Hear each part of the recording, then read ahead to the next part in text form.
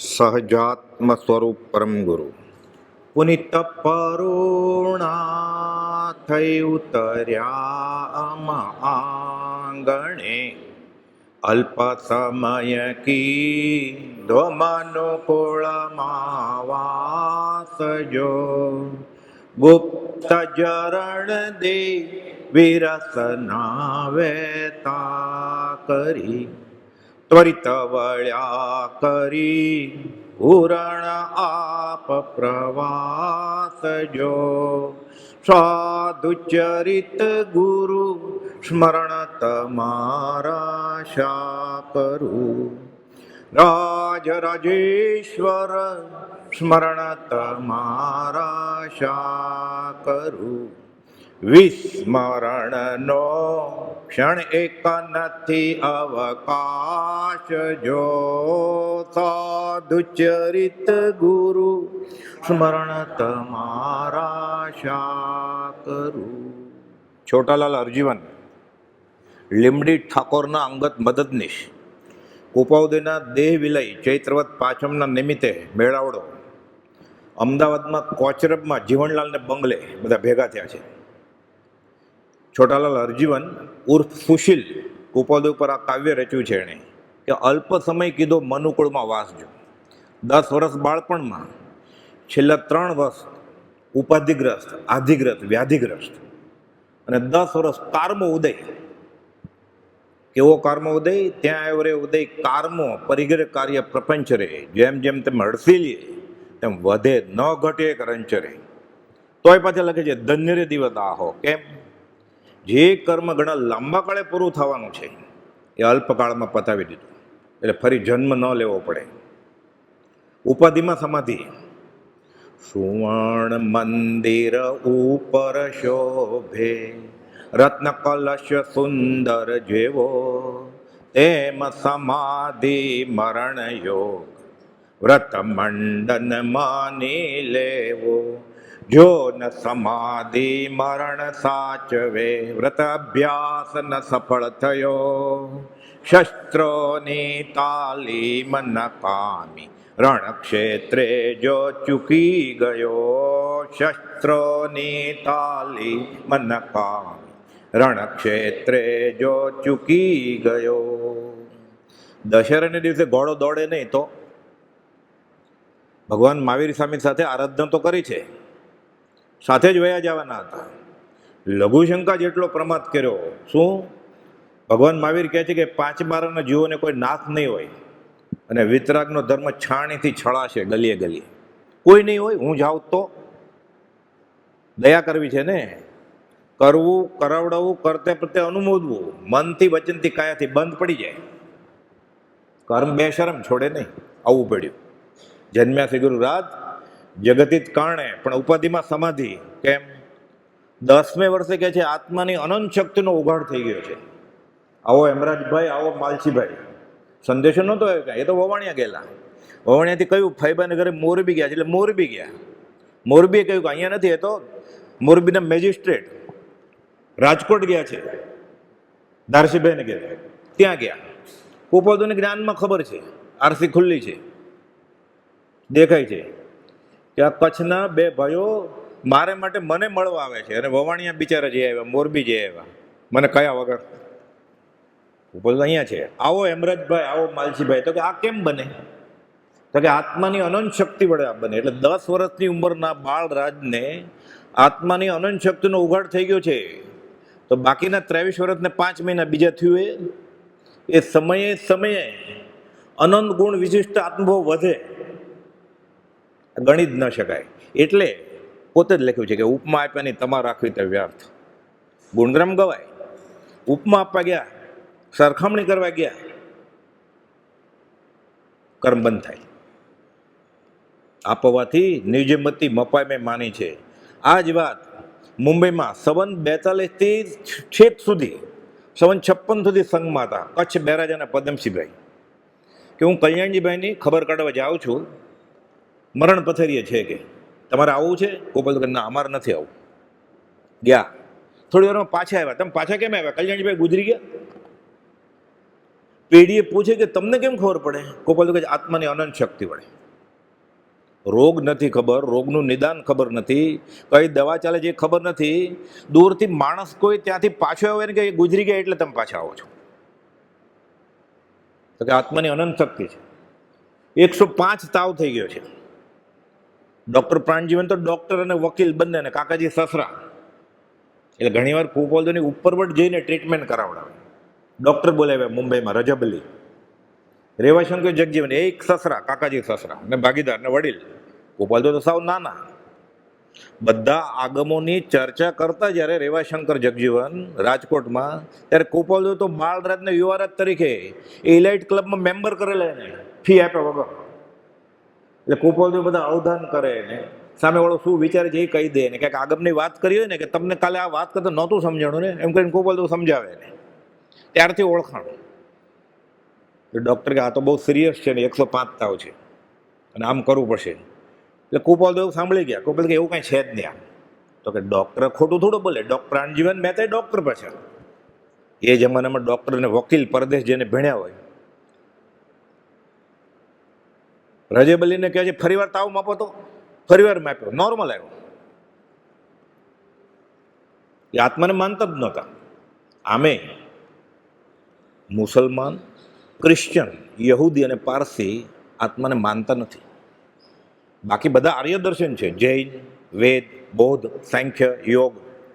વત્તે ઓછે અંશે આત્માના 6 પદને માને છે, પણ આત્મા છે એટલું તો માને જ છે. આ આર્ય દર્શન કહેવાય, એ નાસ્તિક દર્શન કહેવાય.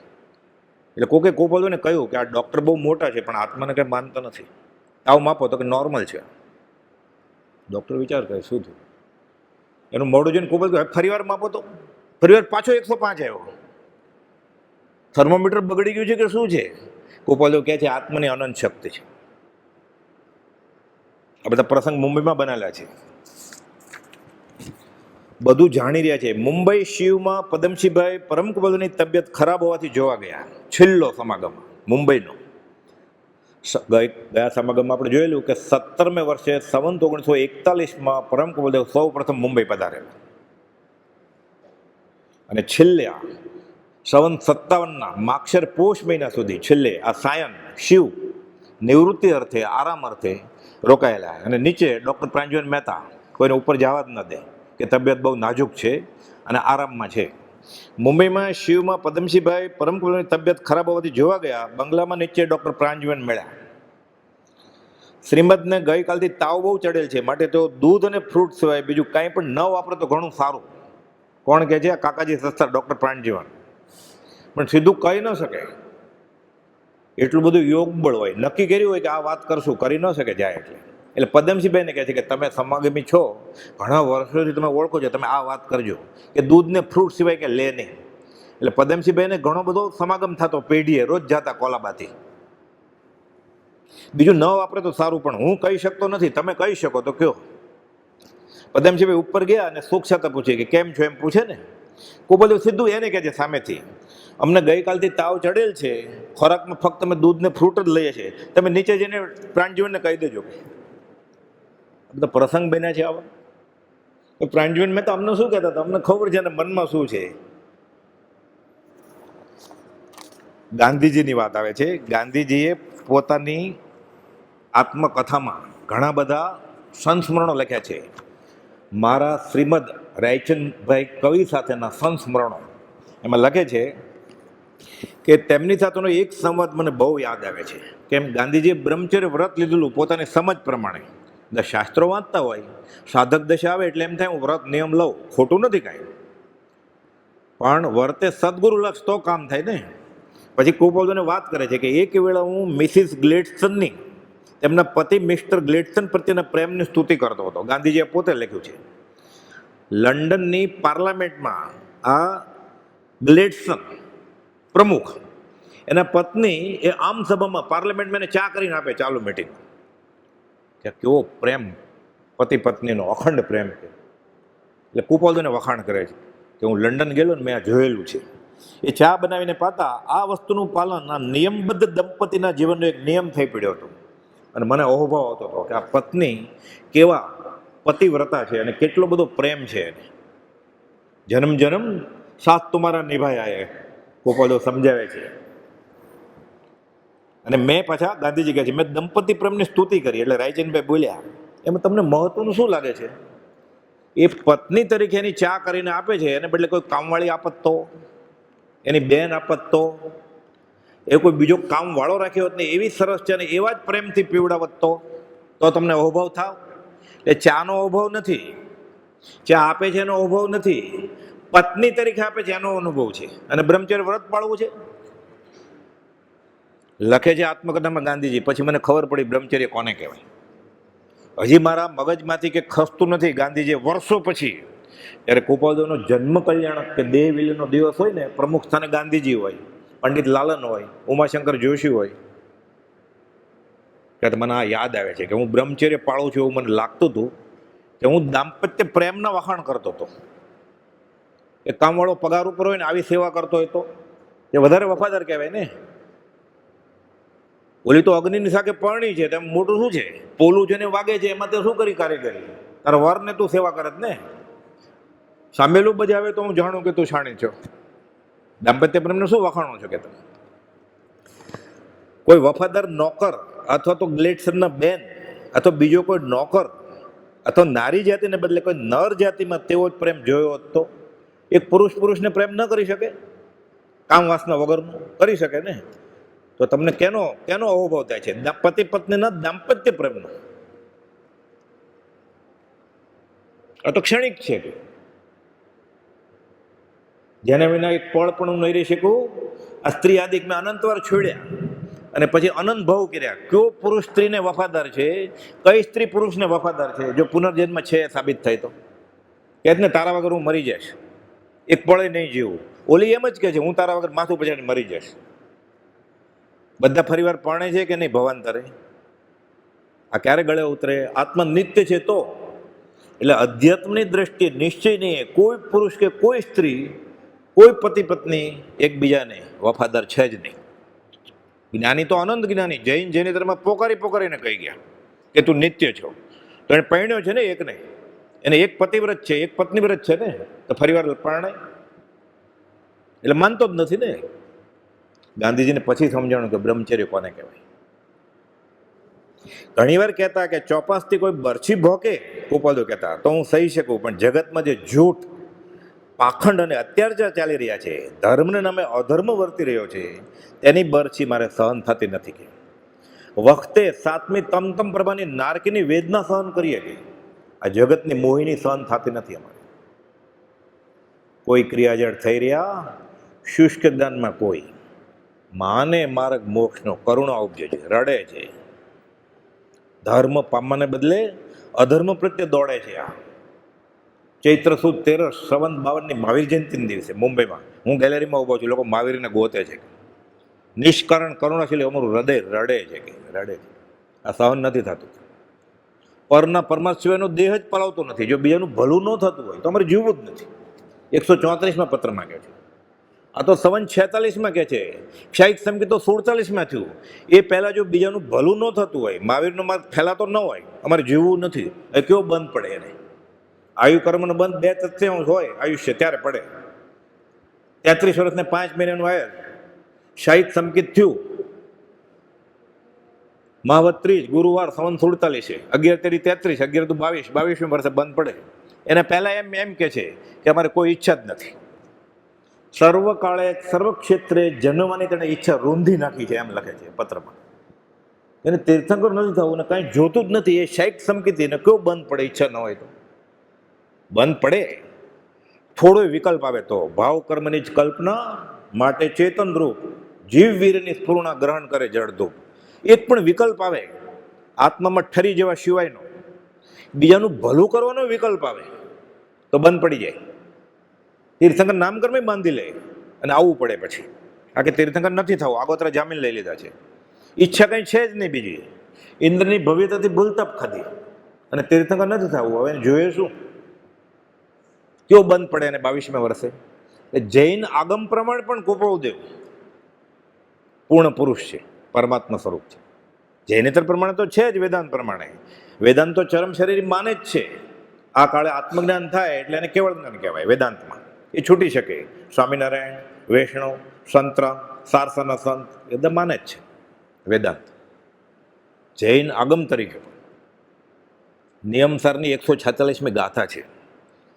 પદ્મનંદી કુન આચાર્ય મહારાજે લખ્યું છે કે સેવે છતાં અણસેવતો સેવક બને, કાર્યતણી ચેષ્ટા કરે, કાર્ય કરતા નવ ઠરે.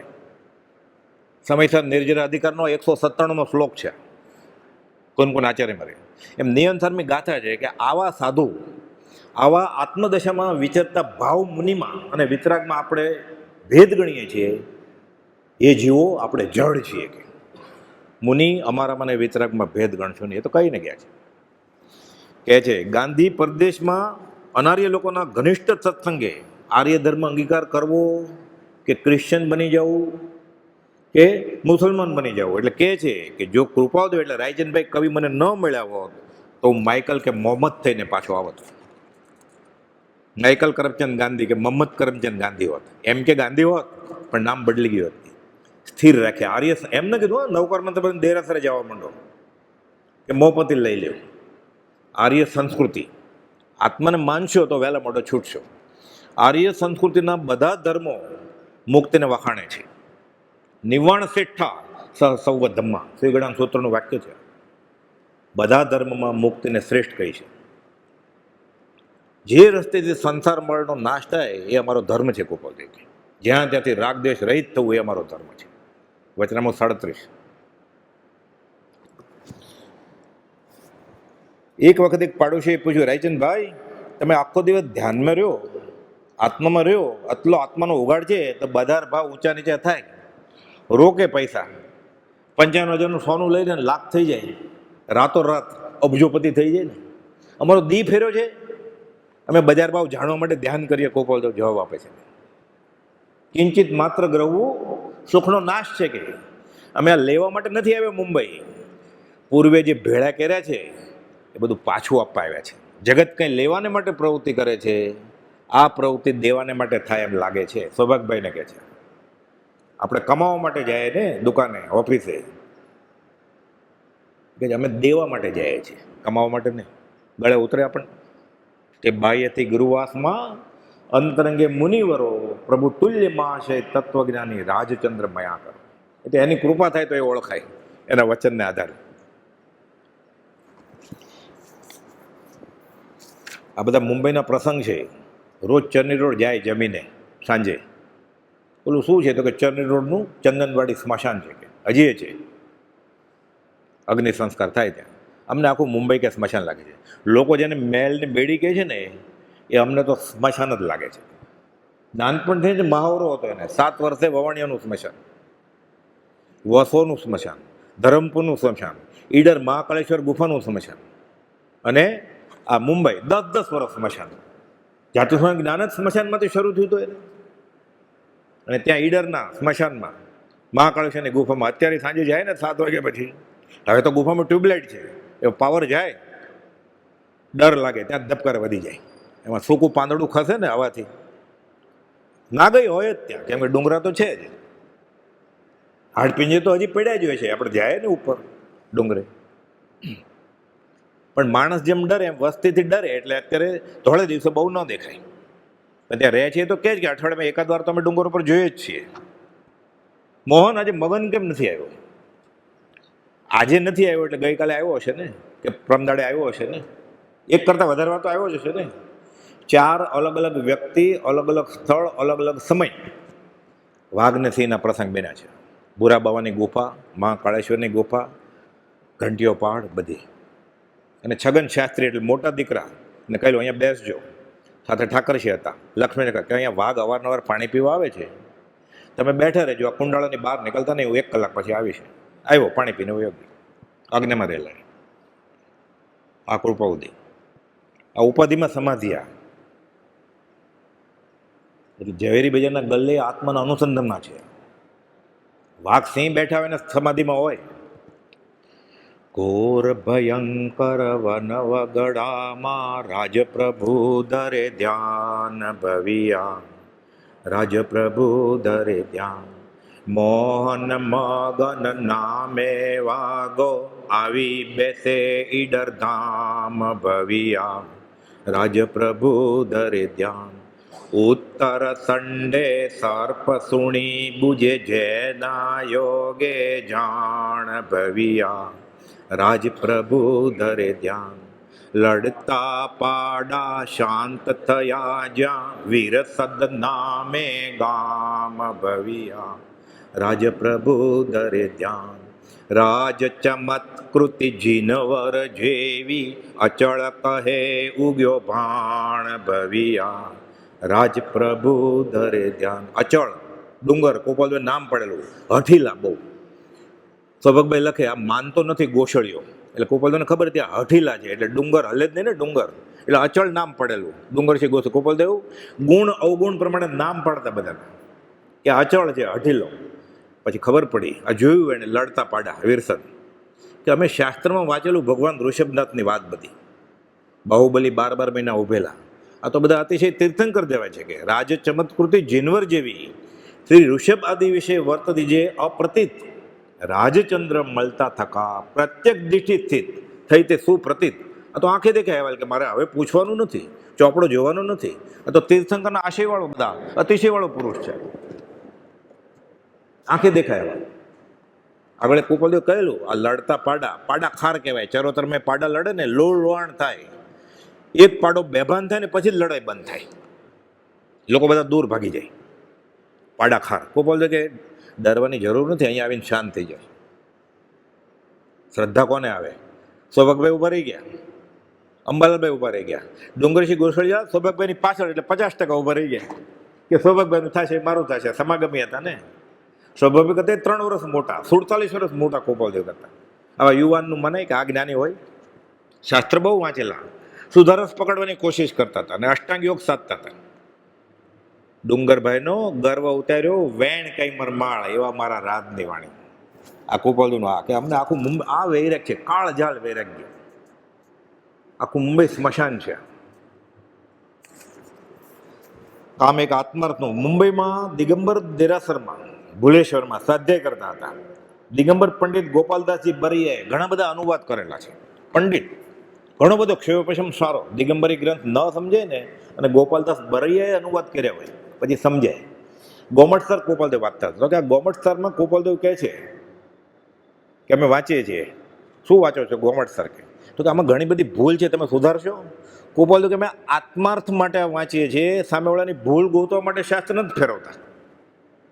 એ તો કેવો તર્ક છે, કહેતા હો તો જૈનના આગમે બધા ખોટા પાડી નાખીએ અમારી આગળ, એવો તર્ક છે, પણ એમાં કલ્યાણ નથી. વિતરાગનો કહેલો પરમ શાંત ધર્મ પૂર્ણ સત્ય છે, જે સાચું છે અમારે કેવું જ છે, અમારે પક્ષપાત નથી. એટલે અમારે બીજાની ત્રુટિ શોધવી નથી, અમે આત્માર્થે વાંચીએ છીએ આ ગોમટસર. તો કે તમે ભૂલ સુધારી તો હું નવી કોપી નવી લખું પછી, એટલે પોતાનું નામે આવે ને, અમે એ કામ નથી કરતા, અમે આત્માર્થે વાંચીએ છીએ. આ દશા છે એની. કામ એક આત્માર્થનું, બીજો નહીં મંત્રો. સત્સંગમાં સંસારને એક વખત ઠાકરસિંહને કહેલ, ઈડરે સાથે ગયેલા, કપડાં ધોવે, સેવા કરે. એકવાર પેરણ ફાટી ગયેલું, ટીંગાઈ છે, ધોતિયું ફાટી ગયેલું થોડુંક, પછી નાઈને પહેરવાનું બદલાયું. ગોપાલદેવ જોયું, ઠાકરસિંહ તને અક્કલ નથી કે આ ફાટેલું છે, ખાપો આવ્યો છે, તારે સિલાઈ ન કરવી જોઈએ તોય દોરાથી? તો કે તમે આગળ મને શું ખબર પડે? એમાં શું થયું, કપડાં સુકાતા હતા, ઠાકરસિંહનું ધોતિયું ભીનું. એટલો બધો શિસ્તબદ્ધ ન હોય કે ગોપાલદેવ સાથે કેટલી શિસ્ત જોઈએ, એટલે ગોપાલદેવનું પડેલું સૂકું, આ પહેરી લઉં. ગોપાલદેવને કહે છે બહાર જવાનું હતું ઈડર, તારે મારું ધોતિયું પહેરાય?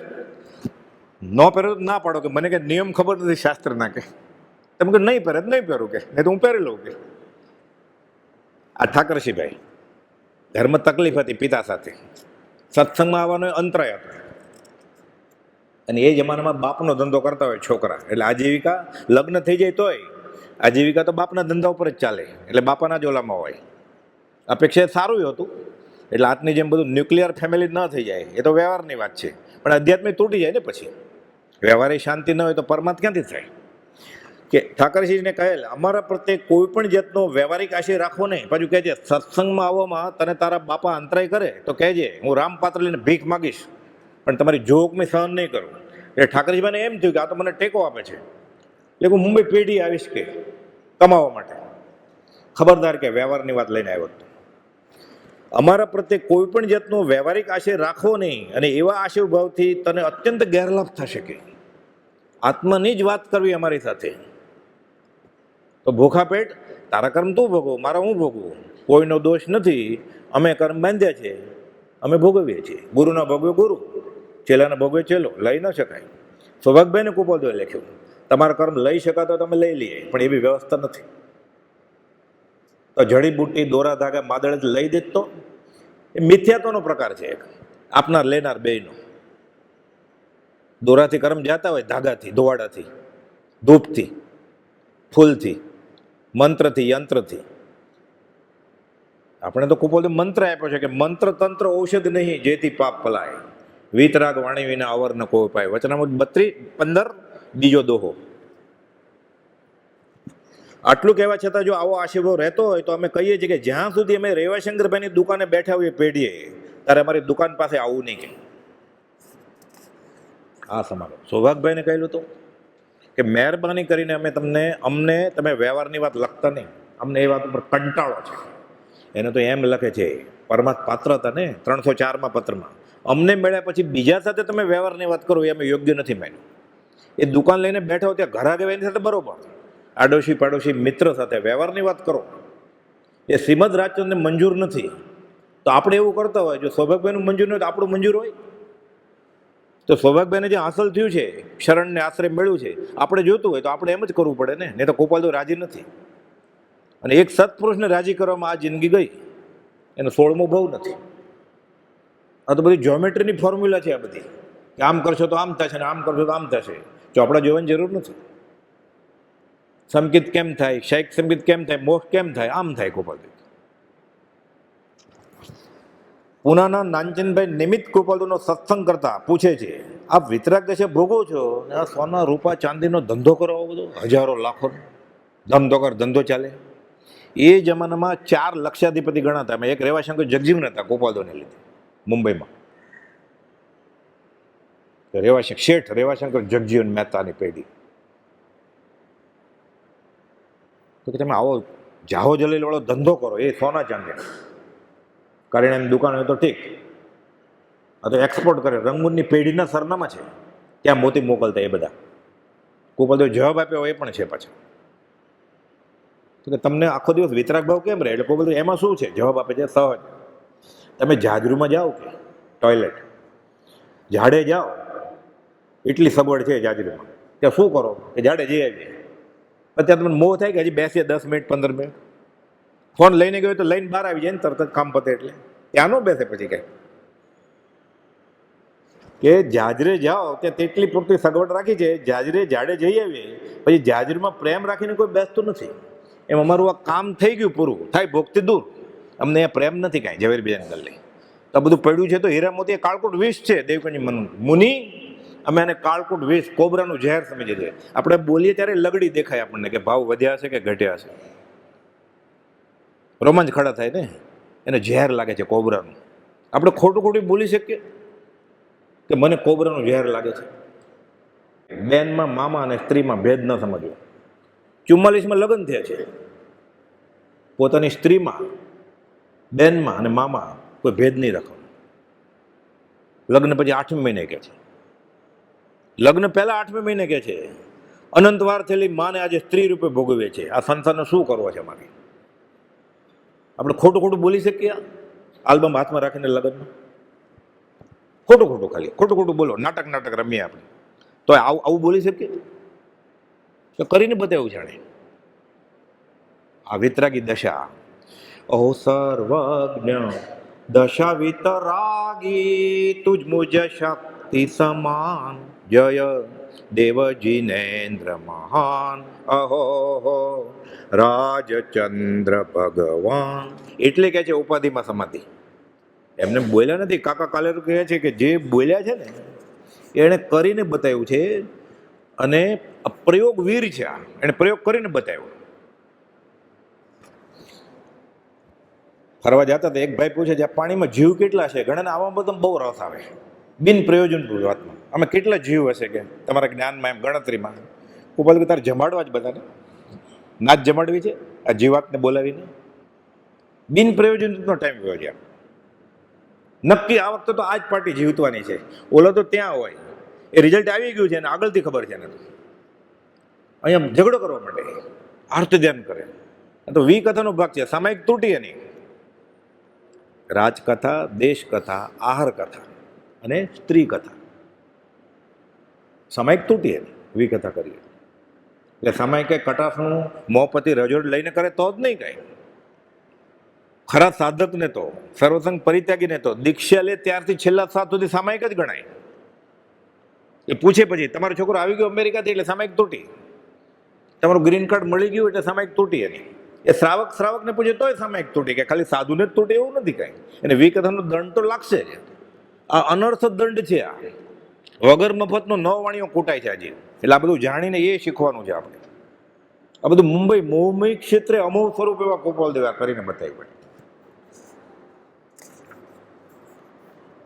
એક દિવસ પંડિત લાલન બંગલામાં ગોપાલદેવને મળવા આવ્યા. ડૉક્ટર પ્રાણજીવનભાઈ અવસ્થા બાબત વાત કરીને કહ્યું કે કોઈને મળવાની સખ્ત મનાઈ છે. પરમ ગોપાલદેવે સેવામાં રહેલ ઠાકરસિંહને કહ્યું કે આ સાયન્સ ક્ષેત્રે બનેલો શિવ ગોપાલદેવ પહેલે માળે છે. ગોપાલદેવને ખબર પડી ગઈ કે ડૉક્ટર પ્રાણજીવન પંડિત લાલનને આવવા દેતા નથી, અને પંડિત લાલન વિશ્વ ધર્મ પરિષદમાં અમેરિકા ગયેલા વાંચન કરવા માટે. જાતા પહેલાં ગોપાલદેવને મળેલા અને જઈને આવીને પછી મળવું હતું ગોપાલદેવ કે મેં આ ગાથા હું રટન કરતો હતો કેલિફોર્નિયાના તળાવને કિનારે, મને આવા અનુભવ થયેલો. પ્રાણજીવન જવા ન દઉં. ગોપાલદેવને ધ્યાનમાં કહ્યું ઠાકરસિંહ પંડિત લાલને ઉપર મોકલો તો. લાલને પરિચય નોંધમાં કહ્યું છે, આપણે હમણાં મંગલાચરણમાં બોલ્યા ને, પુનિત પરુણા અલ્પ સમય કીધો મનુકુળમાં વાસ જો, ત્યારે પ્રમુખ સ્થાને પંડિત લાલન હતા કોચરબમાં અમદાવાદમાં. અને છોટાલાલ હરજીવને આ પદ બોલ્યા ને એનો વારો આવ્યો ત્યારે પંડિત લાલન પરિચય નોંધમાં લખાવે છે કે લોકોની આંખમાંથી આંસુ જવા માંડ્યા કે દુર્લભ એવો મનુષ્ય દેહ, જગતનું કલ્યાણ કરવાની બધી સામગ્રી છે. આ કેવળ જ્ઞાનની બધી સામગ્રી લઈને આવ્યા છે, પણ આયુષ ખાલી 33 વર્ષ ને 5 મહિના છે. અલ્પ સમય કીધો મનુકુળમાં વાસ જો. બધા રડવા માંડ્યા પછી આ પદ આવ્યું ત્યારે પંડિત લાલન કહે છે ગંગા જમના વહેતી હતી. ગુરુદેવ કહેતા એ ગોપાલદેવને કે આ ગુરુદેવ વિશે આ પદ બોલ્યા છોટાલાલ હરજીવન સુશીલ ઉર્ફે. બધા રડવા માંડેલા. 54 માક્ષર મહિનામાં પુનાના નાનચંદભાઈ ગોપાલદેવની દુકાને આવ્યા.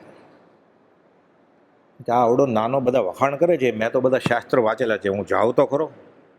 આ વખાણ કરે છે શું છે, અને કેટલું મારી જેટલું તો હોય જ નહીં ને જ્ઞાન. કે જાય જ ને એવો પ્રભાવ તો કંઈ બોલી જ નથી શકતા. એટલે ગોપાલદેવ જ કહે છે હાથમાં સુંદર વિલાસ ગ્રંથ પડેલો, વેદાંતિ ગ્રંથ, જૈનનો નહીં. એ વાંચવાનું શરૂ કર્યો ગોપાલદેવ કે બેસો નાનચંદભાઈ કહે છે. પહેલાં ક્યારે મળ્યા જ નથી. 2-3 લીટી વાંચીને તેનું વિવેચન કરવા માંડ્યા. નાનચંદભાઈ કહે છે કે હું જે દલીલ કરીને એને હરાવવા નહોતો ને એ બધું એ બોલવા માંડ્યા, અને મને જે નહોતું સમજાણું આ શાસ્ત્રો વાંચીને એ આ સુંદર વિલાસમાંથી બધું કર્મના સિદ્ધાંતનું સમજાવી દીધું. મને કે ખબર પડી કે હું શું કરવા આવેલો અહીં. આ 1-2 નહીં, આવા કેટલા પ્રસંગો બનેલા છે વ્યક્તિના નામ સાથે, સરનામા સાથે. સર્વ પ્રશ્નનું સમાધાન તો થઈ ગયું, પૂછવાનું કંઈ બાકી રહ્યું નહીં. હું એની પરીક્ષા શું કરવાનો હતો? મને મનમાં અભિમાન હતું કે પાઘડી ઉતારી ગોપાલદેવના પગ ઉપર મૂકી. ત્યાર પછી નિમિત્ત કે ગોપાલદેવનો સત્સંગ કરતો.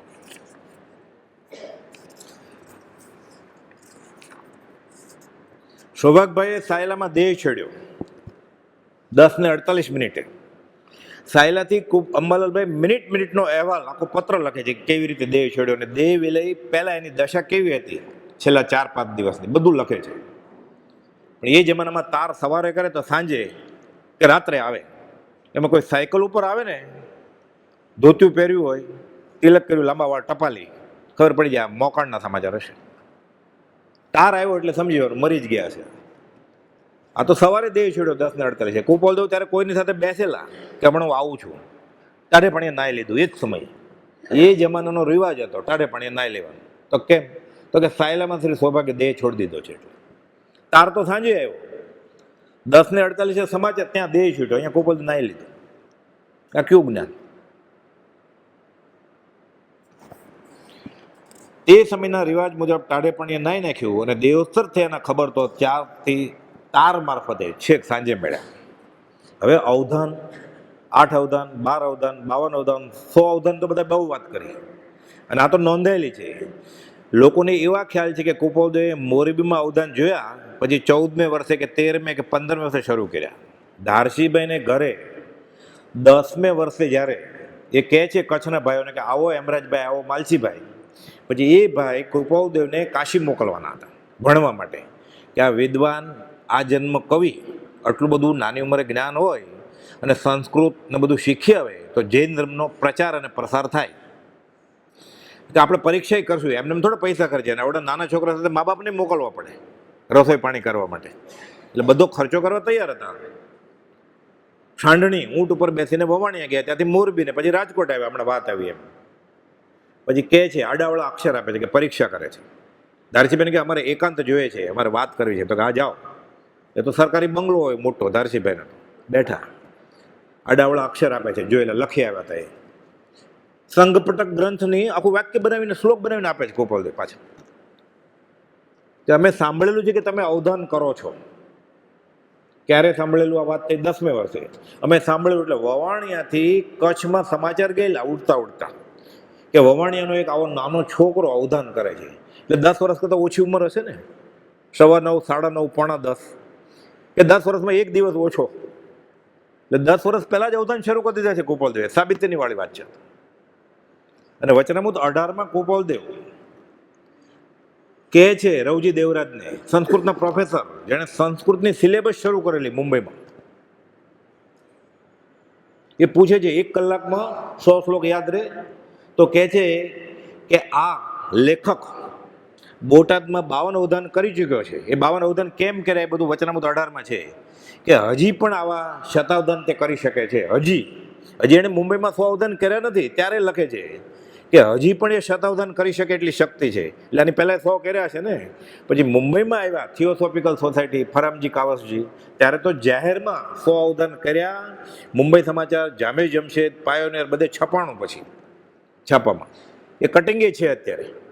3 ડિસેમ્બર ઈસવીસન 1886 અને 4 ડિસેમ્બર ઈસવીસન 1886 આ છાપા છે મુંબઈ સમાચાર.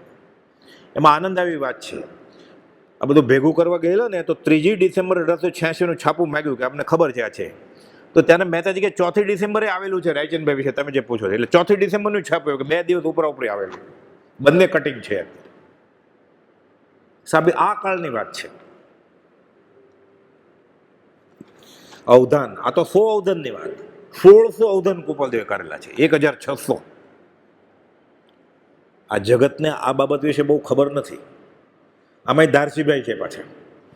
ધારસીભાઈના ભાયત ગાલાભાઈ સંઘવીના દીકરા કાપડના વેપારી હતા, અને મુંબઈમાં વેપાર કરવો એટલે આડત ઉધાર રાખવું હોય કે પૈસા ધીરવા હોય કે હુંડી તો કોઈ મોટા વેપારીને રાખે. અને ગોપાલદેવની શાખ હતી, એટલે કાપડનો ધંધો, ચોખાનો ધંધો, સોનાનો, ચાંદીનો, મોતીનો, હીરાનો, દલાલીનો, આડતનો, વચમાં ગોપાલદેવ રાખ્યા હોય આ લોકો કે આ પ્રમાણિક વેપારી છે, આપણને ખોટ તો નહીં જ જાય, ખોટી રીતે હેરાન નહીં થાય આપણે. એટલે ધારસીભાઈના ભાયત ગેલાભાઈ સંઘવીના દીકરા કાપડના વેપારી અને રેવાશંકર જગજીવનની કંપની સાથે દુકાનમાં આડત હતા. એ વટાવે લે પાછું 1% જે ભાવ ચાલતો હોય એ પ્રમાણે 1%, 0.5% જે હોય બધા નિયમ હોય. એક વખત મુંબઈ ખરીદી કર્યા બાદ ગાંસડી બંધાવતા હતા. તો જંગી માલ ખરીદવા આવે, પછી 6 મહિને વર્ષે ફરી વાર આવે, કમાય એમાંથી પછી. એટલે ભરતિયું ભરવાનું હતું, સાંજનો વખત હતો, અને આ ભાઈને રોજ રાત્રિ ભોજનના ત્યાગનો નિયમ હતો, અને એ જ સાંજે ટ્રેનમાં બેસવાનું હતું. ત્યાં દિવસમાં 2 ટ્રેન હોય, એક સવારે અને એક સાંજે, કોલસાના એન્જિન. ભરતિયું કરવાનું હતું, સાંજનો વખત હતો, રાત્રિ ભોજનનો ત્યાગ હતો, ને તે દિવસે ત્યાંથી નીકળી જવાના હતા. જમવા રોકાય તો ભરતિયા લેવા જવાનો ટાઈમ મળે ને, અને ભરતિયું ભરે તો જમાય નહીં, બંને કરે તો ટ્રેન વહી જાય. તો કરવું શું હવે? મૂંઝાણા. ગાંસડી બંધાવતી વખતે ગોપાલદેવ ત્યાં હાજર હતા. ગોપાલદેવ કે તમે જમી લ્યો શાંતિથી. તો હું જમું કેવી રીતે? મારે તો રાત્રિ ભોજનનો ત્યાગ છે ને, હજી આ ભરતિયું તો ભરવાનું છે, આ 1600 આઈટમ છે. તમે શાંતિથી જમો કે હું અહીંયા છું, હું કરું છું કામ તમારું. પરમ ગોપાલે કહ્યું તમે શા માટે મૂંઝાવ છો? જમી લ્યો, ભરતિયું તૈયાર થઈ જશે કે પછી તમ તારે. તમે જમી લો, પછી હું છું ને, હું મદદ કરીશ તમને. પછી એ ભાઈ જમવા બેઠા, જમીને ઉઠ્યા બાદ ગોપાલદેવ બોલે બેસો ને કાગળ લે. કાગળ લીધો, અમે લખાવ્યા તે પ્રમાણે ભરતીયું બનાવવા માંડો, કે તમારે કાંઈ લખવું નથી, હું લખાવું એ લખવા માંડો તમે. આ ધંધામાં ગોપાલદેવ ભાગીદાર નથી કાંઈ. લગભગ 1600 રકમો હતી. દરેક તાકા તેની જાત, કયા ધણી પાસેથી કેટલા તાકા, તેની ખરીદ કિંમત, તાકા પ્રમાણેના ભાવ, કેટલા વાર છે, ત્યારે મીટર નહીં વારમાં ગણાતું, 90 સેન્ટીમીટરનો વાર, વાર કેટલા, એના ભાવ, તમામ રકમો ગોપાલદેવ ખાલી બાયસ્ટેન્ડર, ખાલી ઊભા હતા પેઢીમાં, એ સાંભળી ગયા હતા બધું, કે લખવા માંડો તમે આ ભાવ. બધા લખ્યા, કડકડાટ બધું ફટાફટ લખવા માંડ્યા. તો જમી લીધું છે, લખ્યું, લખાવ્યા બાદ જણાવ્યું, હવે જાઓ તમારું ભરતીયું મેળવી લે. તો મળે છે, તો મળે છે, હવે જાઓ હોય ત્યાં જાઓ, નહીં તો ધંધો બંધ કરીને અહીંયા બેસી જાઓ. એમ બેસાય.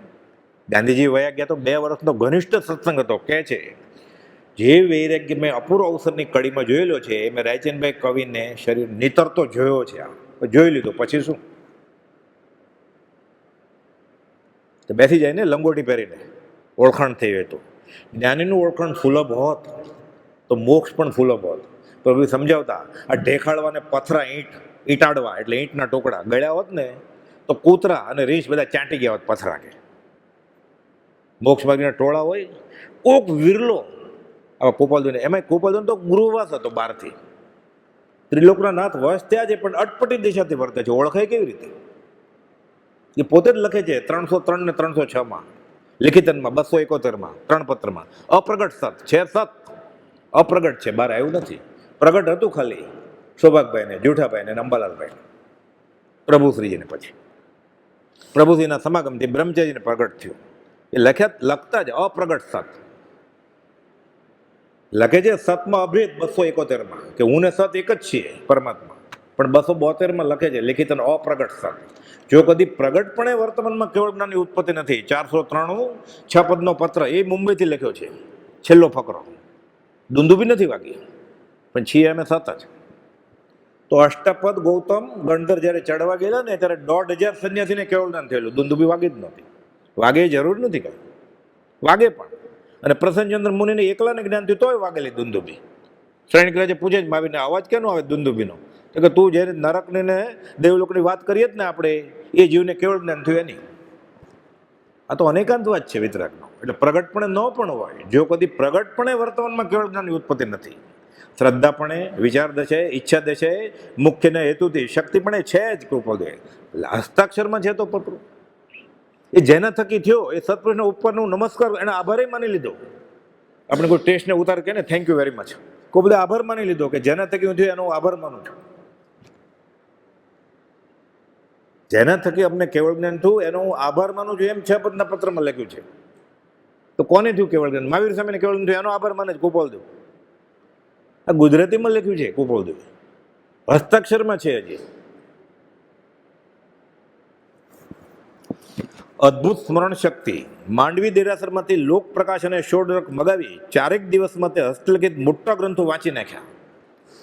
એક દિવસ મુંબઈ તારદેવને રસ્તે ફરવા ગયા. રસ્તામાં ચાલતા ચાલતા ગ્રંથનું નામ, તેના કર્તાનું નામ, તેનો પહેલો શ્લોક ને ચલો છેલ્લો શ્લોક, આ બધું ખબર છે એટલે બધું વાંચી લીધું જ ને. પહેલો શ્લોક બોલે સંસ્કૃતમાં હોય, અર્ધમાગધીમાં હોય, છેલ્લો શ્લોક બોલે એ કોણે લખ્યું છે એ બોલે, અને ગ્રંથના પછી બીજો, આખે રસ્તે એ જ વાત કરે. એટલે કોઈક વિચારે શું બોલે ત્યાં તો બીજા ગ્રંથની વાત હોય, વિચારે આ અવધાનમાં શું કર્યું ત્યાં તો ત્રીજો પ્રયોગ શરૂ થઈ ગયો હોય. હજી આપણે વિચારવા જઈએ કે શું કર્યું ત્યાં તો નવો જ પ્રયોગ શરૂ કર્યો હોય. સમયે સમયે અનંત ગુણ વિશિષ્ટ આત્મભાવ વધતો એવી દશા છે. 313 લખે છે, પૂર્ણ વિતરાગ જેવો બોધ અમને સહેજે સ્મરણમાં આવે છે. અનાયાસે, મહેનત નથી કરવી પડતી. આનું કેમ હશે આમ? હાજર જેવા બી આશુપ્રજ્ઞ રાજચંદ્ર લિખિતનમાં લખે છે 27માં, અડધો પત્ર પૂરો થયો ત્યાં જ લખે છે આશુપ્રજ્ઞ રાજચંદ્ર 20મે વર્ષે. નંદી સૂત્રમાં એક જગ્યાએ આશુપ્રજ્ઞનો અર્થ કેવળી કર્યો છે. મહાવીર સ્વામી માટે આશુપ્રજ્ઞ શબ્દ વપરાયો છે. સમવાયંગ સૂત્રમાં એક જગ્યાએ આશુપ્રજ્ઞનો અર્થ કેવળ જ્ઞાની કહ્યું છે. હાજર જેવા બી આશુપ્રજ્ઞ કહેવાય. એક વખત રેવાશંકરભાઈ સાથે મેઘજી થોબડને ઘરે જમવાનું હતું. પંડિત લાલન પણ સાથે હતા. રસોડું આશરે 25 ફૂટ દૂર હતું. ગોપાલદેવ રસોડામાં જે વસ્તુ હતી તે બધી આગલા ઓરડામાં બેઠા બેઠા એક પછી એક કહી દે છે કે મેથીના ભજીયા, બાસુંદી અને આખા ભીંડાનું શાક કર્યું છે.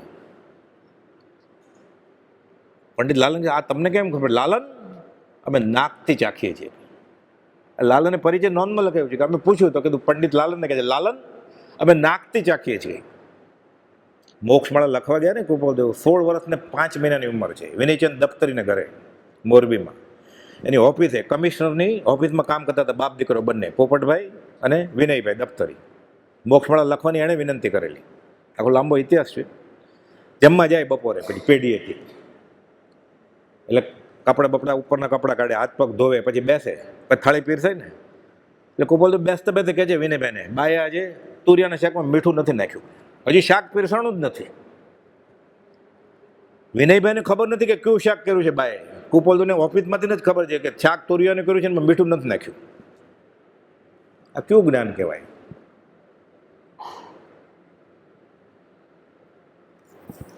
સ્પર્શથી જોવું, ઇન્દ્રિયોનો ઉઘાડ. એટલે આંખનું કામ નાક કરે, નાકનું કામ જીભ કરે, જીભનું કામ ત્વચા કરે, અને આત્માના બધા પ્રદેશો ઉગડી જાય એટલે ઇન્દ્રિયની જરૂર ન હોય. એટલે આંધળો હોય તો કેવળ જ્ઞાન થાય. 258 પત્ર છે ને, બિના નયન પાવે નહીં, બિના નયન કી બાત.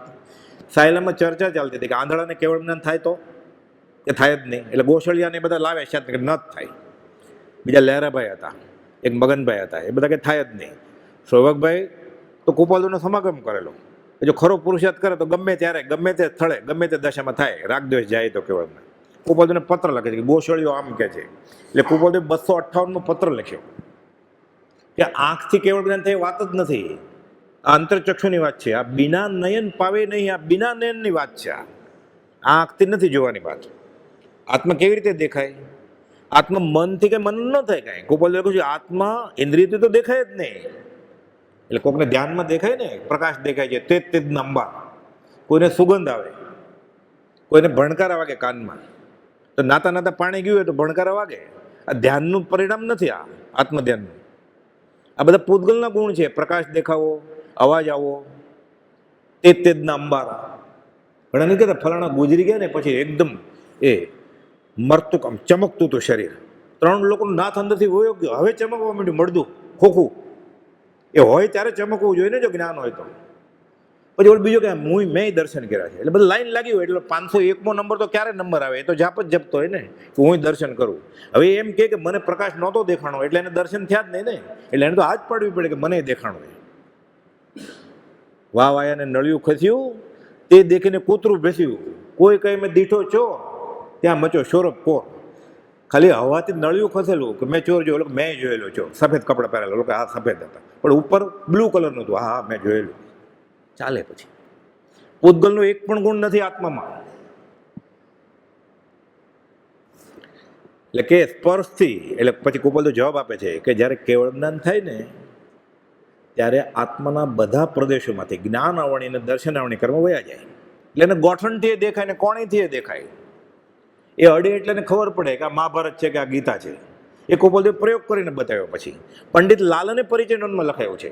અર્ધ શતાબ્દી ગ્રંથ બહાર પડ્યો ને એટલે ગોપાલદેવને દેહ વિલય પછી 50 વર્ષ પૂરા થયા ત્યારે મહેન્દ્ર ઝવેરીએ બધું રેકોર્ડ કર્યું લખાણમાં. હજી આવી બધી સિસ્ટમ નહોતી, વિડીયો ને એવું બધું.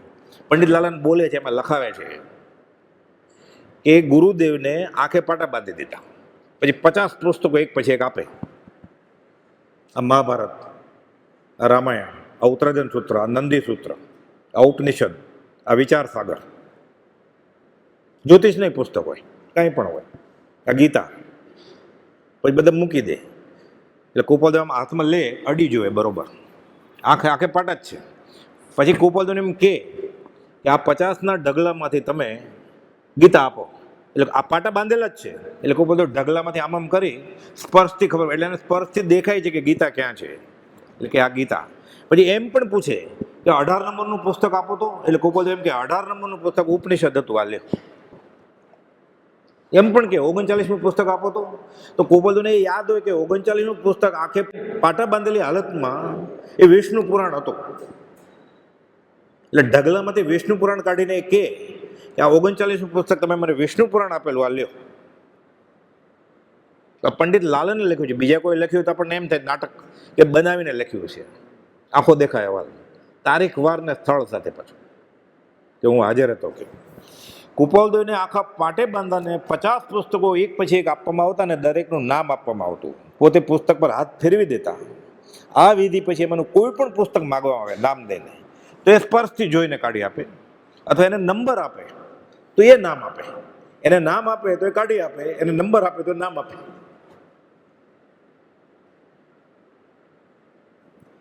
આ પુસ્તકના ઢગલામાંથી પુસ્તક પર હાથ ફેરવીને શોધી આપતા, અથવા એમાંનો કોઈ પુસ્તકનો અનુક્રમ નંબર આપવામાં આવે તો પુસ્તકનું નામ આપીને પુસ્તક શોધી આપતા.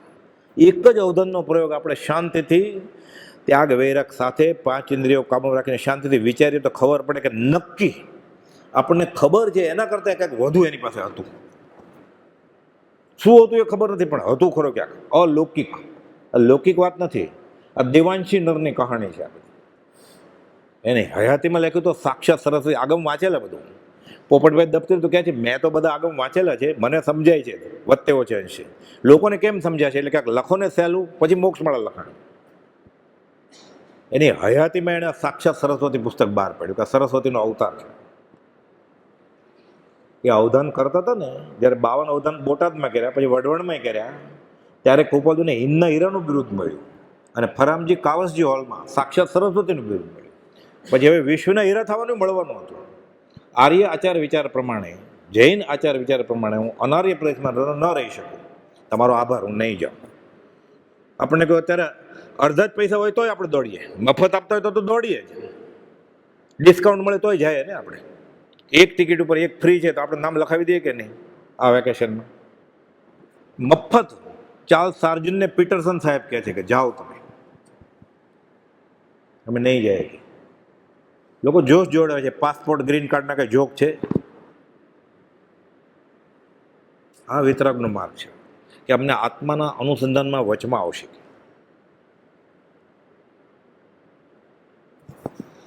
ઘડિયાળ વગર ટાઈમ કઈ આપતા. બપોરે અવળા પડે, કાળા રસોઈયાને કહે નોકર હતો અમુક ટાઈમે અમે ઉઠશું. એ રસોઈયો કહે છે કે એને કહ્યું ને અમે 2 વાગે ઉઠશું, એટલે 2 વાગે ઉઠી જાય. પછી અઢી વાગે જાય. જો ઘડિયાળમાં તો પોતે રાખતા નહીં ઘડિયાળ. ઘડિયાળ ક્યાં હોય ત્યારે? કોકને હોય. આ કાળમાં નહોતું તો મગન બાપાને આગળ ઘડિયાળ હતી જ નહીં. અમે પરિચયમાં આવ્યો ને પછી મેં એક મૂકી ઘરમાં, તો કે આ બધું લફન છપ્પન મારે નથી જોતું કે આ બધું એમાં ઓલું બદલાવવું પડે, કે સેલ બોલતા ન આવડતું હોય. ખબર પડી જાય બીજની સાઈઝ ઉપરથી, ચંદ્રની સાઈઝ ઉપરથી, પડછાયા ઉપરથી કે કેટલા વાગ્યા છે. 3:30 વાગે ઉઠે ને બીજનો ચંદ્ર જોયો કે કેટલા વાગ્યા છે, 3:20, 3:30 થવા આવ્યા છે એમ કે. ચાંદાની સાઈઝ ઉપરથી ખબર પડી જાય. સૂર્યના પ્રકાશના પછી પડછાયો કેટલો દૂર આવ્યો ખબર પડી જાય. આ તો બધું હમણાં નીકળ્યું.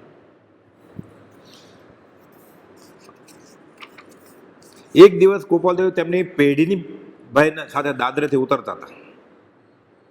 પેઢી બંધ કરી હોય ને સાંજે, થેલી હતી, પૈસા બધા. ભિખારી એક માગતો હતો, એને ભાઈ થેલી ખેંચીને ભાઈને આપી દીધી, ભિખારીને આપી દીધી. તો રાયચંદ ભાઈ આ શું કરો છો? આજનો આખો વકરો છે આ પેઢીનો. તો કે ગયા ભવે આ ભાઈ આગળથી તમે પૈસા ઉધાર લીધેલા અને હું વચમાં સાક્ષી હતો કે તમે એને પાછા નથી આપ્યા, હવે ભિખારી થયો છે કે આપો, અમે સાક્ષી હતા કે એટલે અમે લઈને આપ્યા. ઉપરથી માફી માગો એની કે. ઓલા ભાઈ શું બોલે? સત્પુરુષનું યોગ બળ હોય ને, બોલી કેમ શકે કે ના મેં નહોતા લીધા, અમને દેખાય જ કે તમે એમ કંઈ બોલે તો એનું ઘરનું એડ્રેસ આપે તો એ બોલે ક્યાંક તો આ બહુની ક્યાંક વાત કહી દે. એમ ઊભો ઊભો કે તમારા ડાબા કાનની પાછળ તલ છે અહીંયા, જોયા હોય એમ કે. શું કરે? એવું જ્ઞાન હોય તમારા ગુહ્ય ભાગમાં કે જમણી જગ્યાએ 2 તલ છે, મળ્યા જ ન હોય માણસને ક્યારે. દેખાય બધું આરસીમાં. આરસી ચોખ્ખી થઈ ગઈ છે. એક અવધાનનો પ્રયોગ ખાલી કર્યો છે એણે, એક જ અવધાનનો. એ સમજીએ ને, છેલ્લો આડાવાળા અક્ષર આપે છે અને કુપાલદેવને કામ સોંપે છે કે કવિતા બનાવવાની તમારે.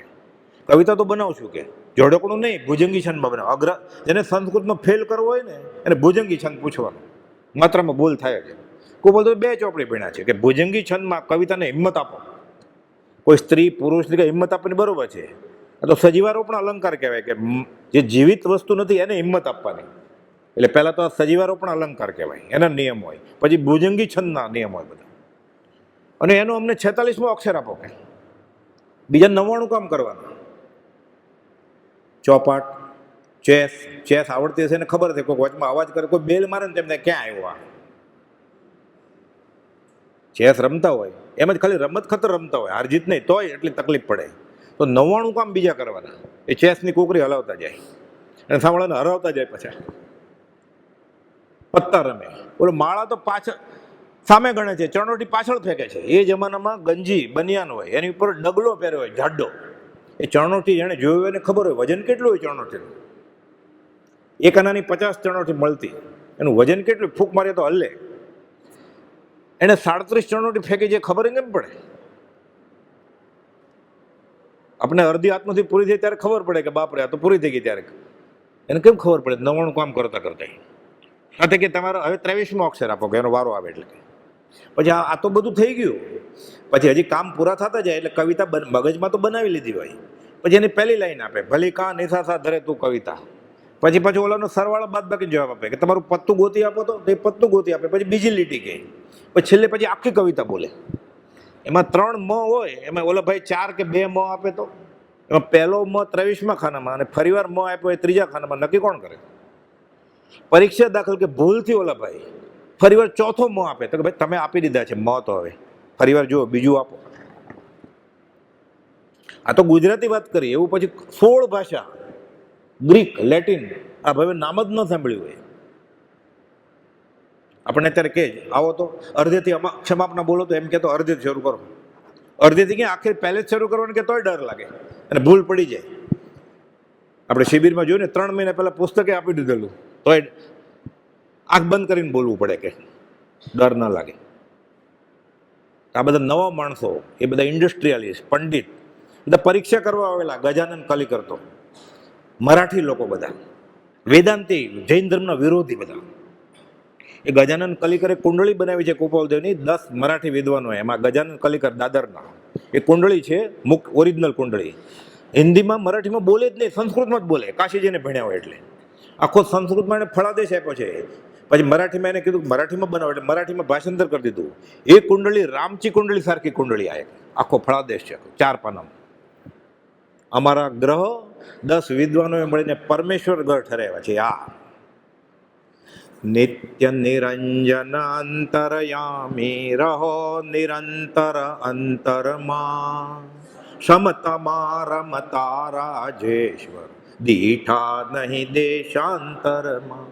સમય સમય તુજ ચરણ કમળની છત્ર છાય ઉર છાય રહો, નિષ્કારણ કરુણાની કથની વચન વિશે ન સમાય અહો, નિષ્કારણ કરુણાની કથની વચન વિશે ન સમાય અહો.